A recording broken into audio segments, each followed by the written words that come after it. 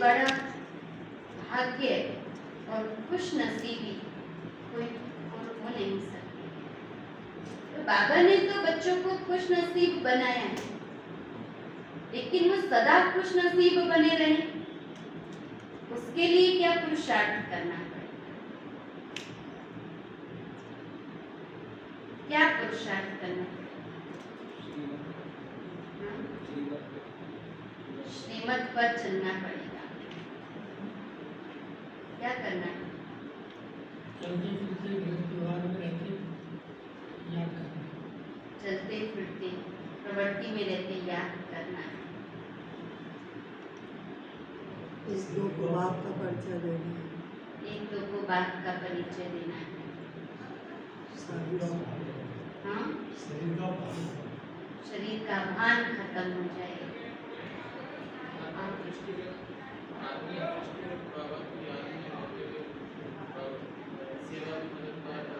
सेवा में मददगार बने, आत्मिक दृष्टि रखना। बाबा भी आज इन सभी बातों को समझाते हुए कहते हैं कि बाबा ने बच्चों को खुश नसीब बनाया है, लेकिन खुश नसीब बच्चे वही हैं जो सदा देही अभिमानी स्थिति में स्थित रहने का अभ्यास करते हैं, जिनकी आत्मिक दृष्टि वृद्धि है, जो सदा ज्ञान दान करने में तत्पर रहते हैं, चलते फिरते बाबा की याद में रहते हैं, वही खुश नसीब बच्चे हैं। तो आज मीठे बाबा के हम 23 अगस्त के मधुर महावाक्य सुनेंगे। मुरली का सार है शिव भगवानुवाच, मीठे बच्चे जिस मात पिता से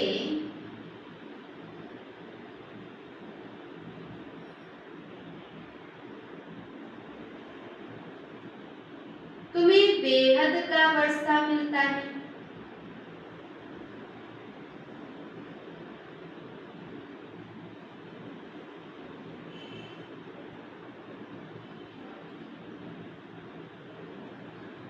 उस मात पिता का हाथ कभी छोड़ना नहीं।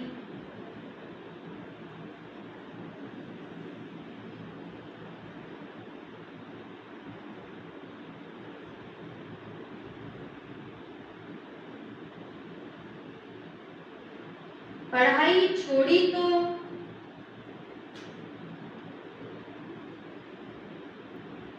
छोरा छोरी बन जाएंगे,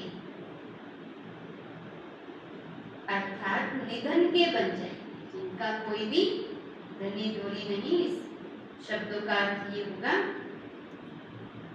मीठे बच्चे जिस मात पिता से तुम्हें बेहद का वर्षा मिलता है, उस मात पिता का हाथ कभी नहीं छोड़ना। पढ़ाई छोड़ी तो छोरा छोरी बन जाए। प्रश्न है, खुशनसीब बच्चों का पुरुषार्थ क्या रहता?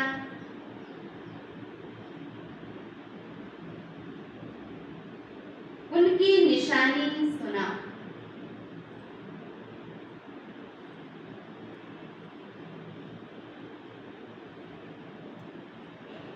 खुशनसीब बच्चों का पुरुषार्थ क्या रहता? उनकी निशानी सुना। तो उत्तर में बाबा ने कहा, जो खुशनसीब बच्चे हैं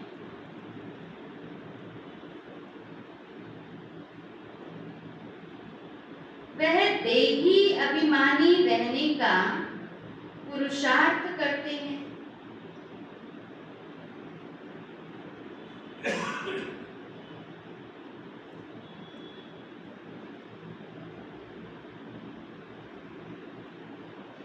जो सुनते हैं उसका औरों को दान देते हैं।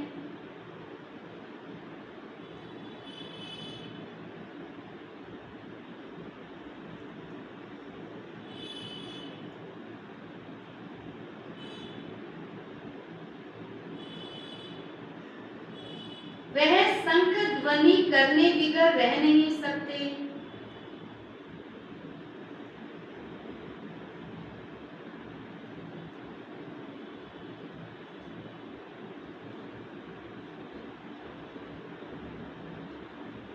धारणा भी तब हो जब दान करे।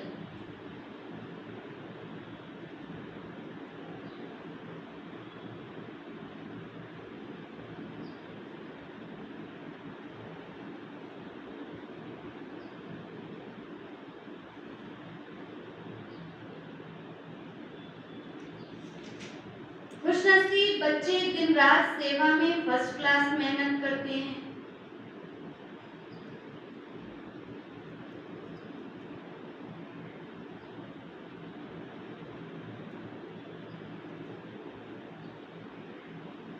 कभी भी धर्मराज से डोंट केयर नहीं रहते।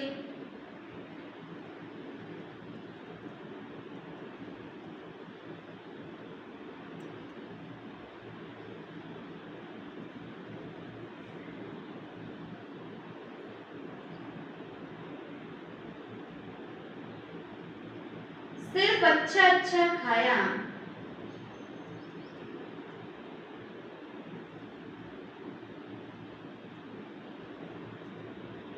अच्छा अच्छा पहना,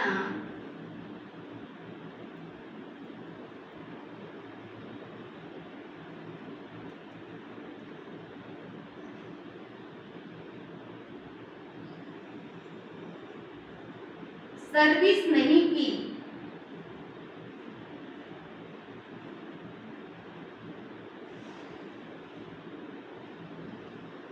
श्रीमत पर नहीं चले तो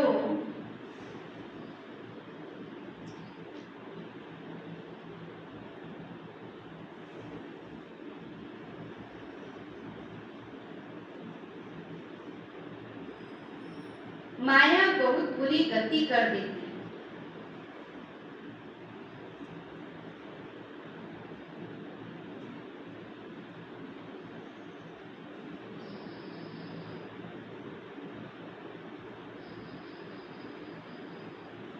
जो खुशनसीब बच्चे हैं वे देही अभिमानी रहने का पुरुषार्थ करते हैं। जो सुनते हैं उसका औरों को दान देते हैं। वे संग ध्वनि करने बिगड़ रह नहीं सकते। धारणा भी तब हो जब दान करें। खुशनसीब बच्चे दिन रात सेवा में फर्स्ट क्लास मेहनत करते हैं। कभी भी धर्मराज से डोंट केयर नहीं रहते।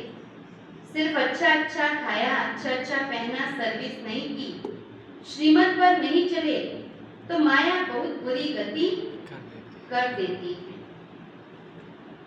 ये कहें भोलेनाथ से निराला कोई और नहीं। ओम शांति। ओम शांति। बिगड़ी को सुधारने वाला तो एक ही है, ये दुनिया नहीं जानती। तुम बच्चे समझते हो जो यहाँ बैठे, बिगड़ी को बनाने वाला एक ही है। तुम्हारे में भी नंबरवार पुरुषार्थ अनुसार जानते हैं। बिगाड़ने वाली है माया। आसुरी मत पर चलने वाले ही बिगड़ते। अब तुम बच्चे जानते हो भोलानाथ शिव को ही कहा जाता है। शंकर को भोलानाथ नहीं कहते। भोलानाथ उनको कहा जाता है जो बिगड़ी को बनाने वाला है। भोलानाथ किसको कहा जाता है? जो बिगड़ी को बनाने वाला है। बड़ा भोला है, गरीबों को अखुट खजाना देने वाला है। बच्चों को आदि मध्य अंत का ज्ञान देते हैं। बाबा बच्चों को आदि मध्य अंत का ज्ञान देते हैं। जिसके ये चित्र बने हुए और कोई ऐसा नहीं समझाते, ये उल्टा वृक्ष है। भगवानुवाच है कि झाड़ ड्रामा का ज्ञान और कोई भी वेद शास्त्र में नहीं। बाबा कहते हैं इस ड्रामा और झाड़ का ज्ञान कोई भी वेद शास्त्रों में नहीं है, भगवान ने ही दिया है, उनका ही शास्त्र है, भगवान ने ही दिया है, उनका ही शास्त्र है, जिसके लिए कहा जाता है सर्व शास्त्र शिरोमणि भगवत गीता। परम पिता परमात्मा कितना मीठा बाबा है, परंतु उसकी याद माया भुला देती है। बाबा कहते परम पिता परमात्मा कितना मीठा बाबा है, परंतु उसकी याद माया भुला देती है। तुम शिव बाबा को याद करने की कोशिश करते हो, लेकिन माया बड़ी जबरदस्त है, वे तुमको याद करने नहीं देती।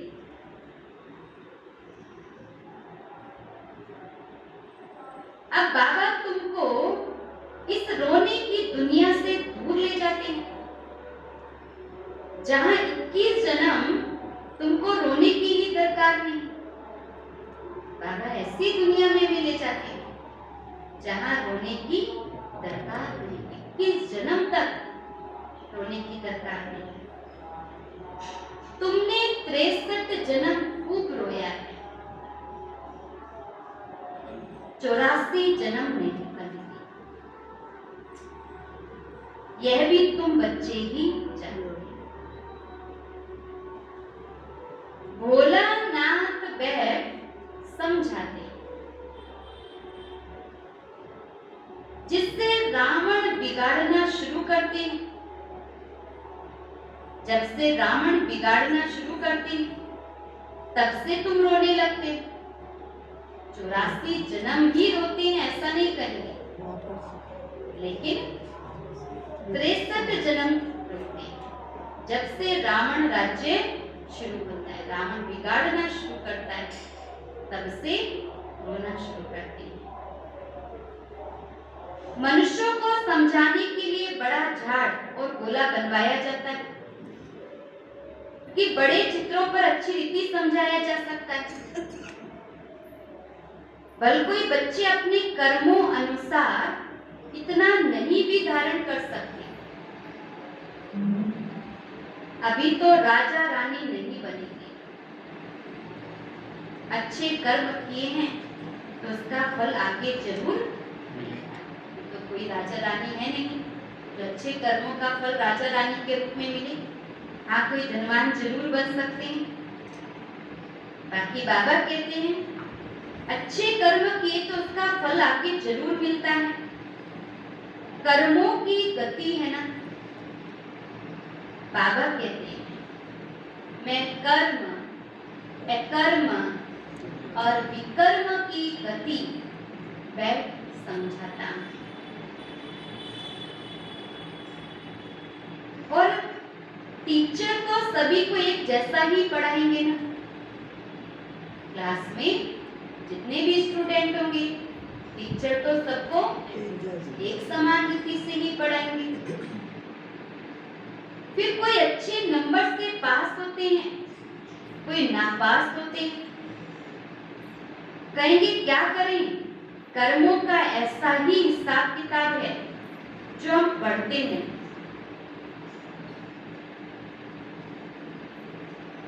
यहाँ भी ऐसा है, टीचर ने सबको एक जैसा पढ़ाया, लेकिन कोई नापास भी हो जाते हैं, कोई अच्छे नंबरों से पास होते हैं। तो क्या कहेंगे फिर कि शायद हमारे कर्मों का फल है जो हम अच्छा पढ़ नहीं पाते हैं। कोई तो अच्छा पढ़ते हैं, कोई तो पढ़ाई अथवा कॉलेज को ही छोड़ देते हैं, कॉलेज छोड़ा, गया बाप टीचर सतगुरु को छोड़ा। यहाँ तो तीनों को ही छोड़ा। वहां तो चलो कॉलेज छोड़ते तो टीचर को ही छोड़ा, लेकिन यहाँ तो बाप टीचर सतगुरु तीनों को छोड़ने से क्या बन जाएंगे? छोरा छोरी बन जाते हैं। छोरा उनको कहा जाता है जिसका माँ बाप नहीं होते, निधन के बन जाते हैं। तो माता पिता जिनसे स्वर्ग का वर्षा मिलता है उनको छोड़ा तो छोरा छोरी बन जाती है। यहाँ भी कई समझते हैं यहाँ से छूट पुरानी दुनिया में जाएंगे, लेकिन वहां ज्ञान तो उठा नहीं सकते। वहां तो नाटक, बाइस्कोप, घूमना फिरना, अच्छा कपड़ा पहनना आदि मिलेगा, लेकिन ही जन्मों का वर्षा नहीं। कल बाबा कहते जाओ पुरानी दुनिया में, वहां तो घूमना फिरना, अच्छा कपड़ा आदि सब मिलेगा, लेकिन इस जन्मों का वर्षा तो नहीं मिलेगा। जिनकी तकदीर में नहीं है तो फिर उनके पुरानी दुनिया के ख्यालात चलते हैं। विनाश काले विपरीत बुद्धि होती है, तो फिर पुरानी दुनिया तरफ चली जाती है। तुम जानते हो पुरानी दुनिया तो जल्दी खत्म होनी है, साथ में तो कुछ भी नहीं चलना है। तुमको इस देह अभिमान को भी छोड़ना है, तुमको इस देह अभिमान को भी छोड़ना है। देह अभिमान के कारण ही और सब विकार आते हैं। देह अभिमान के कारण ही और सब विकार आते हैं। देही अभिमानी बनने में बहुत मेहनत लगती है। बाबा कहते अपने को आत्मा समझो। मैं भी टेम्परेरी स्तन में आया, भल बाबा तन का आधार लेते हैं, लेकिन कभी देह अभिमान में नहीं आते। हम सो देवता थे, हम फिर सो शूद्र बने, ये स्मृति आनी चाहिए। हम सो ही देवी देवता थे और 84 का चक्र लगाते लगाते हम क्या बन गए? हम तो शूद्र बन गए। श्रीमत पर चल हम विश्व को स्वर्ग बनाते हैं। तुम बच्चे कितने खुशनसीब हो, जब शिव बाबा आते हैं तब तुम भारत माताओं को ही शिव शक्ति सेना बनाते हैं। इसलिए तुम्हारा नाम पड़ा है शिव शक्ति सेना। तुम शिव से शक्ति ले अपना राज्य स्थापन कर रहे हो। ऊंचे ते ऊंचे है शिव बाबा। दुनिया तो बिल्कुल ही घोर अंधियारी है। तुम्हारे में भी नंबरवार पुरुषार्थ अनुसार सोचने में, सब सोचने में नहीं है, लेकिन नंबरवार पुरुषार्थ अनुसार कौन कितना सोचने में आया, कौन कितना आया है।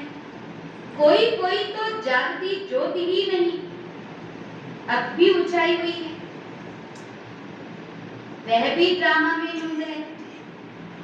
किसी की जोत जगनी भी है तो फिर माया बुझा देती है।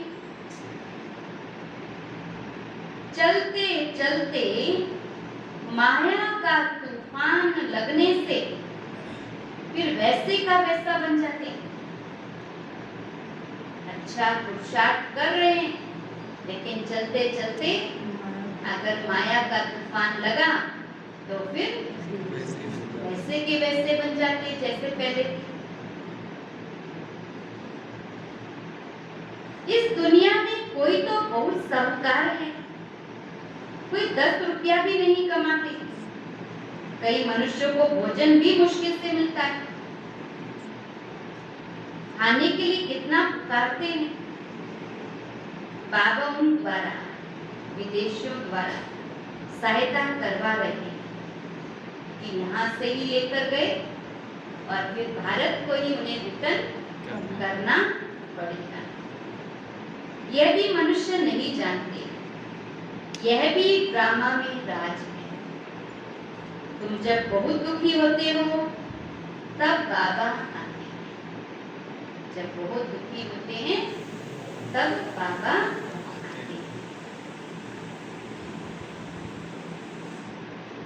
अगर उनको प्रेरणा नहीं मिलती तो तुमको मदद नहीं करते। बाबा ने अगर उनको प्रेरणा नहीं दी होती, मना बहुत सारा धन होता है जो विदेशों से आता है सहायता के रूप में, तो बाबा ने कहा अगर बाबा उनको प्रेरणा नहीं दे तो तुमको मदद कैसे करे। इसलिए भारत का ही धन लेकर गए और भारत को ही फिर भर भर कर लौटाना पड़ेगा।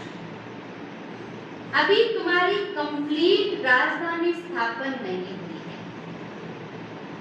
हो रही कंप्लीट राजधानी नहीं। तो ये चित्र हैं, किसी को समझाने के लिए इनका बहुत महत्व है। जैसे मैप अर्थात नक्शे होते हैं, मैप के सिवाय कैसे पता पड़े फलाना शहर कहाँ है, ये मैप वहां नहीं हुए। सतयुग में ये मैप आदि नहीं हुए। यहाँ तो भारत कितना बड़ा है, वास्तव में भारत की सबसे जास्ती संख्या होनी चाहिए, तो रहने के लिए कितनी जगह चाहिए। स्वर्ग में तो बहुत थोड़े रहेंगे। तुम्हारी बुद्धि में ये बातें हैं। विनाश होगा तो हम बाकी बहुत थोड़े रहेंगे।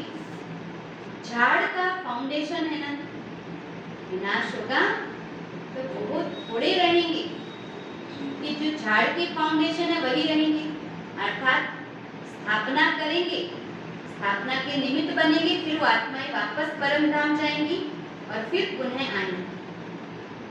फिर झाड़ धीरे धीरे वृद्धि को पाता रहेगा, फिर नंबरवार और झाड़ लगते रहेंगे।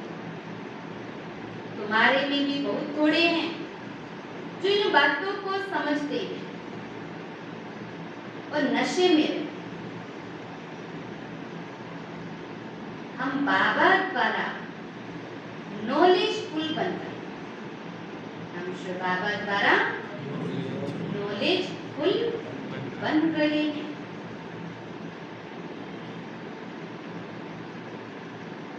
बाबा तो बहुत सहज बतलाते हैं, कहते सिर्फ इस सृष्टि चक्र को ध्यान में रखो।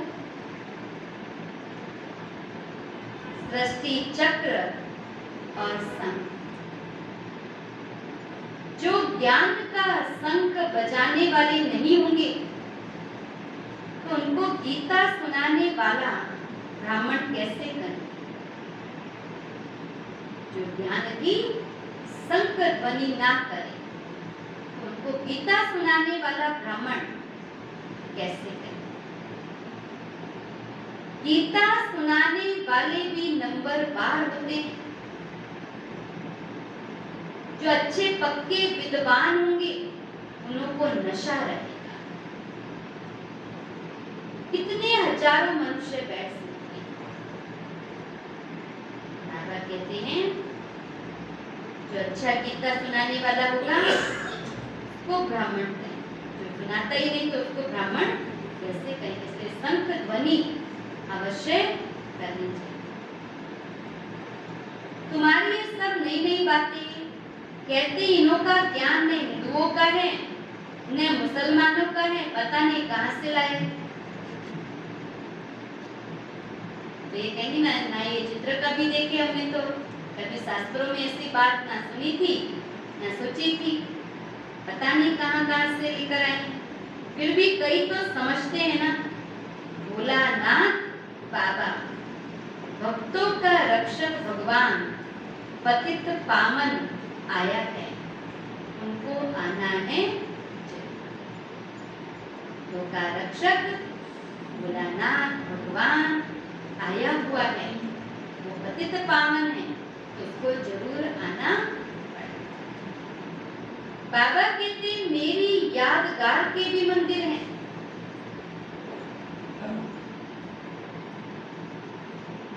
मैं आया हूँ पतितों को पावन बनाने।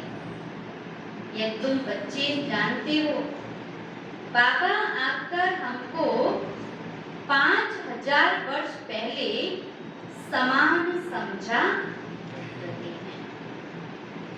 तुम कहते हो बाबा हम भी 5000 वर्ष पहले आए थे, आपसे वर्षा किया। इतने ढेर बच्चे कहते हैं, इसमें अंधश्रद्धा की कोई बात ही। इतने ढेर बच्चे हैं जो कहते कि बाबा 5000 वर्ष पहले भी आप आकर हमसे मिले थे, हमें ज्ञान समझाया था, फिर से समझा रहे हो। तो इतने ढेर के ढेर बच्चे बात कह रहे हैं, तो इसमें कोई अंधश्रद्धा की तो बात हो नहीं सकती।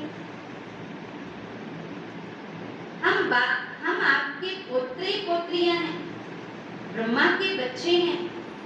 कोई से भी पूछो तो कहेंगे हाँ शिव बाबा के बच्चे तो सब भाई बहन हैं। फिर साकार में ब्रह्मा की औलाद होने से बहन भाई ब्रह्मा कुमार कुमारी हो गए। तो यह बुद्धि में रहना चाहिए। हम ब्रह्मा के बच्चे, ब्रह्मा कुमार कुमारियां हैं।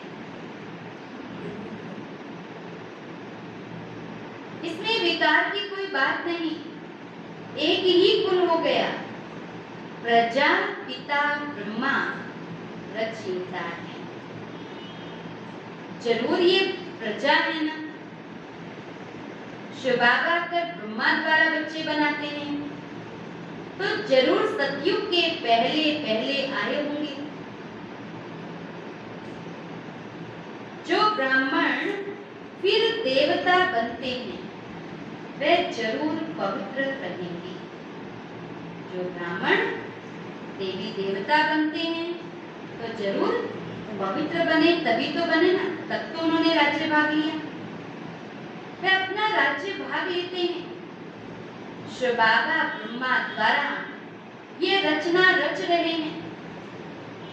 तुम जानते हो हम 5000 वर्ष पहले भी संगम युग पर थे, अब भी हैं। फिर हम देवता बनेंगे। सतयुग में व कलयुग में कोई ब्रह्मा कुमार कुमारियां नहीं होते। सतयुग में व कलयुग कोई भी ब्रह्मा कुमार कुमारी कहाँ होते? संगम युग पर होते। ब्रह्मा कुमार कुमारियां हैं, फिर क्रिमिनल असॉल्ट हो न सके, ये पवित्र रहने की युक्ति है। जो पवित्र नहीं बनते वे तो विश्व का राज्य ले न सके। ब्राह्मण ही देवता बनने वाले। बाबा समझाते हैं बच्चे पुरुषार्थ करके धारण करो और दूसरों को कराओ। पुरुषार्थ करके धारण करो और दूसरों को कराओ। जब देवता बनने लायक बन जाएंगे तब विनाश होगा। जब देवता बनने लायक बन जाएंगे तब विनाश होगा। विनाश सामने खड़ा है। जो अच्छे सर्विसेबल बच्चे हैं उन्हों की बुद्धि में है। जो अच्छे सर्विसेबल बच्चे हैं, उन्हों की बुद्धि में ही ज्ञान रहता है। दान नहीं करते तो बुद्धि में ठहरता ही नहीं। अगर दान नहीं करते तो बुद्धि में ठहरता नहीं। दान करने से ज्ञान, दान करने से ही ज्ञान बढ़ता है। कई ब्रह्मा कुमार कुमारी अच्छी फर्स्ट क्लास मेहनत करते हैं, कोई सेकंड कोई थर्ड क्लास करते हैं, तो मिलेगा भी ऐसे ही। सभी कहते हैं हमको फर्स्ट क्लास ब्रह्मा कुमारी भेजो, अब इतनी कहां से लाएंगे? यह भी शिव बाबा जानते हैं कि फर्स्ट क्लास कौन है, हर एक की अवस्था को जानते हैं। बहुत बच्चियां अच्छी सर्विस करती हैं। ब्राह्मणों अर्थात लौकिक ब्राह्मण को खाने का बहुत रहता है, जगह जगह धामा खाते रहते हैं। बच्चों में भी कोई कोई है, अच्छा भोजन ना मिले तो आराम न आए, बाबा मम्मा का नाम बदनाम कर देते हैं, फिर समझाओ तो गुस्सा आ जाता है। कई धर्मराज को भी डोंट केयर करने वाले हैं। जैसे घर में रहते हैं तो घर वाले भी फिर बाबा को शिकायत करेंगे ना, क्या सीखते हैं? खाने के लिए भी कोई बड़े नाच नखरे करते हैं कि ऐसा नहीं चाहिए, वैसा चाहिए, ऐसा खाना है, वैसा खाना है। और फिर अगर मम्मा बाबा समझाएं तो भी गुस्सा आ जाता है उनको। फिर तो कई धर्मराज को भी डोंट केयर करने वाले ये नहीं सोचते कि कौन समझा रहा और किसको हम डोंट केयर कर रहे हैं। फिर वे आशावत भागंती भी हो जाते हैं। माया ऐसी बुरी गति कर देती है जो श्रीमत पर नहीं चलती। कोई भी शिक्षा मिलती है, बाबा से कोई भी शिक्षा मिलती है तो वो हमारी उन्नति के लिए ही तो मिलेगी। बाबा कोई नीचे गिराने के लिए शिक्षा थोड़ी ना देंगे, जो भी शिक्षा देंगे उन्नति के लिए शिक्षा देंगे, तो स्वीकार करना चाहिए उस शिक्षा को। बाबा कहते जो श्रीमत पर नहीं चलते, विकार में जाते तो अबलाओं पर भी कितने अत्याचार करते हैं। अत्याचार भी अहो सौभाग्य, अत्याचार भी क्यों? बाबा की जास्ती याद आती है। बाबा ज्यादा याद आता है। बाप से वर्षा तो ले लेंगे ना, बहुतों पर अत्याचार होते हैं क्योंकि विष बिगड़ रह नहीं सकते। यह है दुर्गति की दुनिया, इसमें किसी की सदगति हो नहीं सकती। मृत्यु लोक और अमर लोक को कोई नहीं जानते। अमर लोक सतयुग में है, आदि मध्य अंत सुख दिखाते हैं। अमरनाथ ने पार्वती को कथा सुनाई। अब सूक्ष्म वतन में तो कथा सुनने की दरकार नहीं। कैसी कैसी कथाएं बैठ बनाई। अमरनाथ में पार्वती को शिव ने अमर कथा सुनाई। अब पार्वती को अमर कथा सुनने की क्या दरकार? पार्वती तो अमर ही होगी ना, फिर उसको कथा सुनने की क्या दरकार? दिखाते कथा सुनते सुनते सो गए।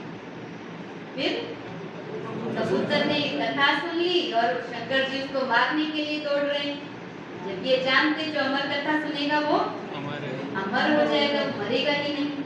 और फिर वो कबूतर माता के मुख से उसके गर्भ में चला गया और 12 वर्ष बाद उसका जन्म हुआ। तो बाबा कहते कैसी कैसी कथाएं बैठ बना दी हैं। अब सूक्ष्म वतन में तो कथा सुनने की दरकार नहीं, तो ये कथाएं आती कहां से आई? अमर कथा सुनाई, फिर सूक्ष्म वतन कहां गया? कुछ भी पता नहीं। इन बातों को अच्छी रीति समझाना चाहिए। कथा सुनाने वाले तो बहुत हैं, पहले उन्होंने बात सुनकर फिर समझाना चाहिए। दशहरे पर बड़े बड़े आदमी रावण देखने जाते हैं। सेंसिबल मनुष्य समझेंगे कि बंदर कैसे राम को सहायता करेंगे, कुछ भी नहीं समझते। वास्तविकता में इस संगम युग पर जबकि मनुष्य ही बंदर मिसल बन गए हैं, विकारों में बंदर मिसल बन गए हैं, तो बाबा ऐसी मनुष्य आत्माओं को अपना मददगार बनाकर विश्व परिवर्तन करने का कार्य करते हैं। और इसीलिए फिर उन्होंने वानर सेना दिखा दी है। इस समय तो देश से लड़ते रहते हैं। एक क्राइस्ट के बच्चे ही आपस में लड़ते हैं। क्रिश्चियन धर्म में भी दो भाग हो गए हैं, दो भाग, कैथोलिक और सिस्टर, तो दोनों ही आपस में लड़ते हैं। एक ही क्राइस्ट के बच्चे। बाप कहते ये भी ड्रामा की भाभी है, ड्रामा का मालूम पड़ा है, तब तो तुम अब पुरुषार्थ करते हो, जानते हो खेल पूरा होता है, बाबा से वर्षा लेना है। यह ड्रामा का राज और कोई की बुद्धि में नहीं। बाबा ने आकर सब राज समझाए हैं। पढ़ाने वाला पतित पावन पढ़ाने वाला कौन है? पतित पावन बाप है। बलिहारी उनकी है। माया नीच बनाती है, ऊंचे से ऊंच बाप ही आकर ऊंचा बनाते हैं। बाबा कहते हैं बच्चे अब मेरे से सुनो। क्या कहते हैं बाबा? बच्चे अब मेरे से सुनो। पुरानी देह का भान छोड़ने का पुरुषार्थ करते रहो। पुरानी देह का भान छोड़ने के लिए पुरुषार्थ करते रहो। अभी तो तुमको पतियों का पति मिल गया है जो स्वर्ग की बादशाही देते हैं।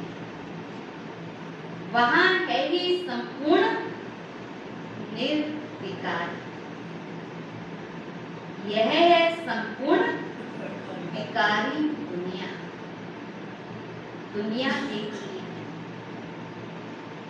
वही संपूर्ण निर्विकारी फिर संपूर्ण विकारी बनते हैं। जो संपूर्ण निर्विकारी हैं वही संपूर्ण विकारी बनते हैं।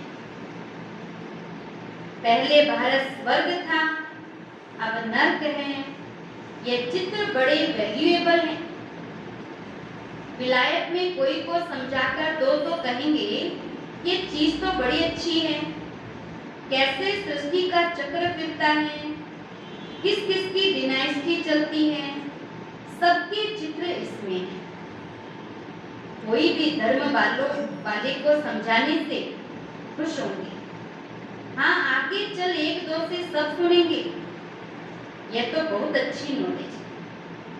आगे चलकर एक दो से सब सुनेंगे, ये तो बहुत अच्छी नॉलेज है। विलायत में कोई सेंसिबल जाए तो बहुत सर्विस हो सकती है।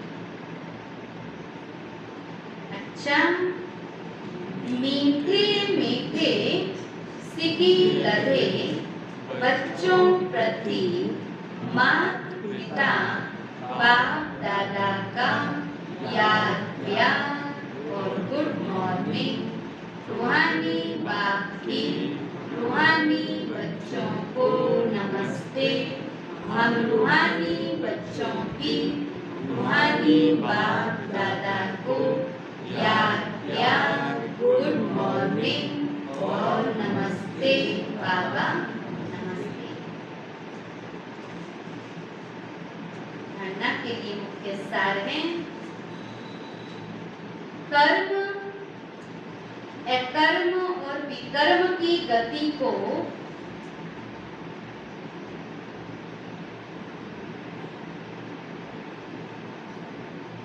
बुद्धि में रख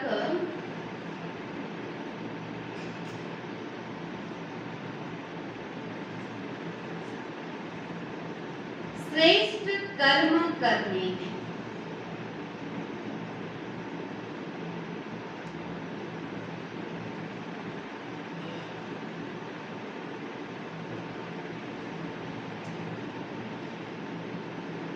पढ़ाई कभी नहीं छोड़नी है।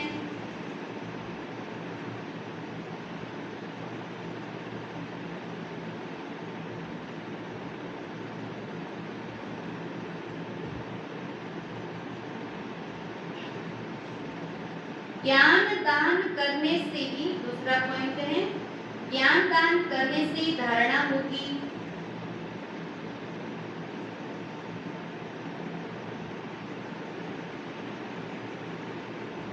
इसलिए दान जरूर करना है।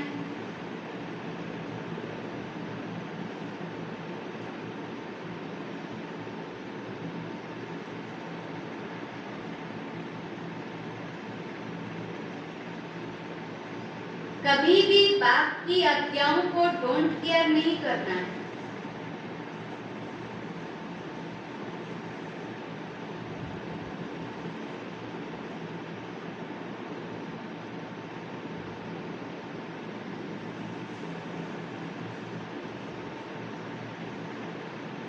सार में बाबा ने कहा, कर्म अकर्म विकर्म की गति को बुद्धि में रख, श्रेष्ठ कर्म करने हैं, पढ़ाई कभी नहीं छोड़नी है, ज्ञान दान करने से धारणा होगी, इसलिए दान जरूर करना है।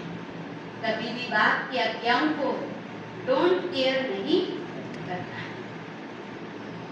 बाबा ने वरदान दिया है, सब व्यर्थ चक्रों से मुक्त रहे।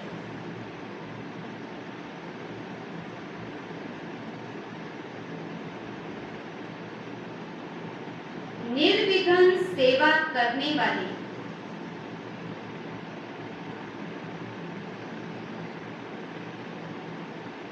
अखंड सेवाधारी भव।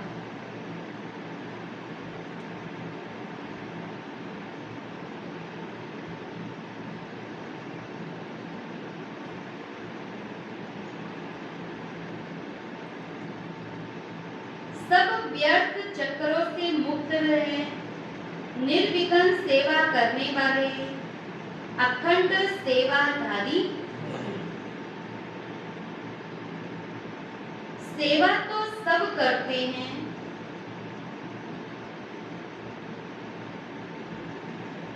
लेकिन जो सेवा करते भी सदा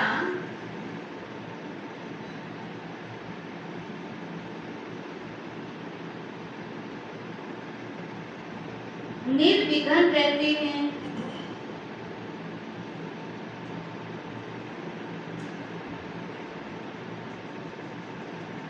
उसका बहुत महत्व है।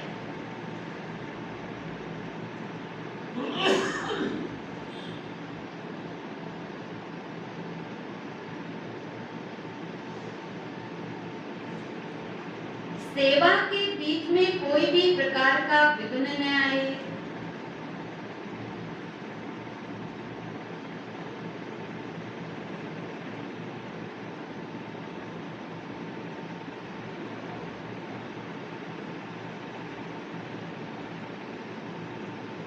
वायुमंडल का, संग का,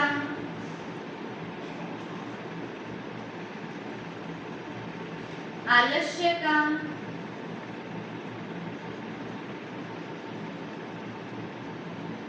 यदि कोई भी विघ्न आया तो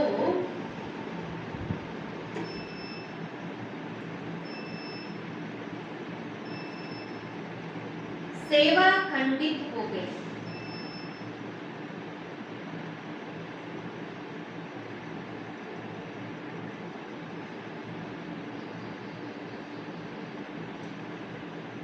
अखंड सेवाधारी कभी किसी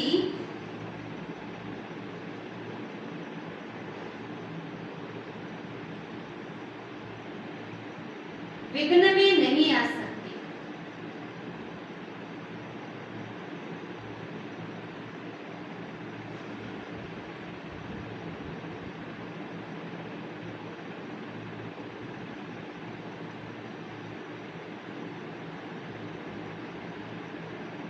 जरा संकल्प मात्र भी विघ्न न हो।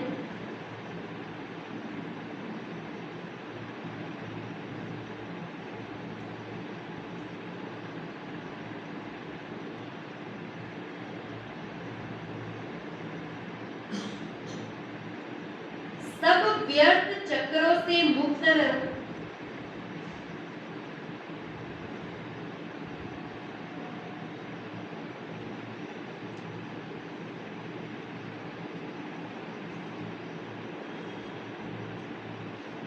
तब सफल और अखंड सेवाधारी कहेंगे।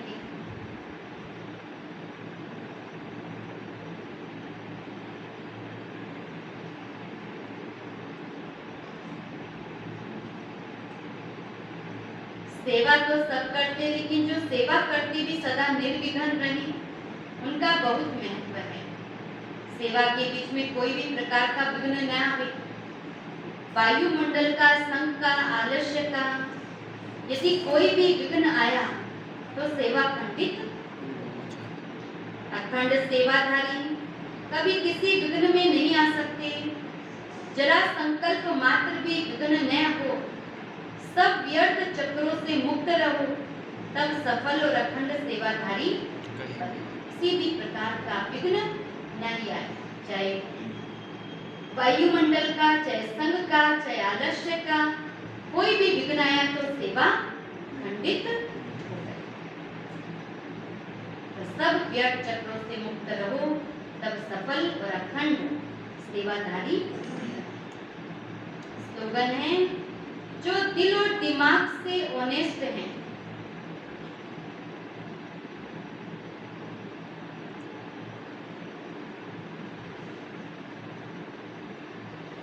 वही बाप व परिवार के प्यार के पात्र हैं।